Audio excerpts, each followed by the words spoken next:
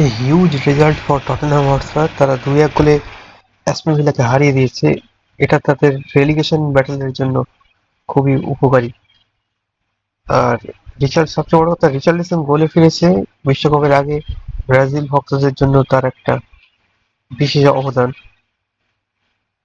তো relegation battle খুবই tight এবছরে, কারণ টটেনহাম 18 নম্বরে ছিল এবং তারা অ্যাস্টন ভিলাকে হারিয়ে দিয়ে জাস্ট 17 নম্বরে উঠে এসছে।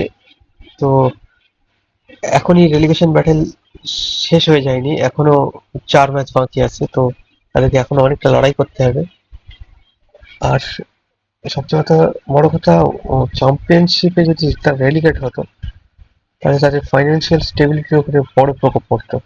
সেই দিক দেখতে গেলে টটেনহাম হটস্পার এখন অনেকটাই সেফ, এবং সবচেয়ে বড় কথা তাদের প্লেয়ার গুলো কম্বিনেশন খুঁজে পেয়েছে। তো কর্নার গ্যালাগার এবং রিচার্লিসন দুজন গোল করেছে।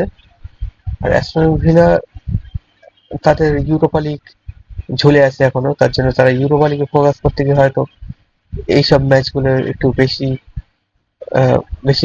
ভাবে খেলছে। তো তাদের ক্ষেত্রেও সেটব্যাক। আর ওয়েস্ট হ্যাম এখন 18 নম্বরে চলে গেছে, তো তাদেরকে এখনো ফাইট করতে হবে। মাত্র 1 পয়েন্ট কম, কিছু বলার নেই, এখনো সিজনের ভালোই 3 ম্যাচ বাকি। তো 3 ম্যাচে 9 পয়েন্ট আছে। ওয়েস্ট হ্যামও যদি সেইভাবে শুরু করে তারা, তাহলে তারাও টটেনহামকে পিছনে ফেলে দিতে পারে। কারণ অতীতেও আমরা দেখেছি যে ইংলিশ লিগে রেলিগেশন ব্যাটেল খুবই আনপ্রেডিক্টেবল। লিডস ইউনাইটেড যেমন আনপ্রেডিক্টেবল ভাবে রাফিনিহার গোলে তারা রেলিগেশন সার্ভাইভ করেছিল। তো টটেনহাম মোটামুটি ভ্যান্ডেভেন, তারপর পেদ্রো পোরো এরা ঠিকই খেলেছে। কোলোমানির একটু ডাউন ফর্ম যাচ্ছে, কিন্তু ওভারঅল ওভারঅল সবাই মোটামুটি 4.4, 4.2, 4-এর উপরে স্টার রেটিং নিয়ে তারা ভালোই খেলছে। তো পাউলিনিয়াকে আরো অ্যাগ্রেসিভ হতে হবে। পাউলিনিয়া খেলেছে ভালো, কিন্তু তাও আরো অ্যাগ্রেসিভ হতে হবে। আর সবচেয়ে বড় কথা, এই ইনজুরি প্রকোপে তাদেরকে ঘুরে দাঁড়াতেই হবে।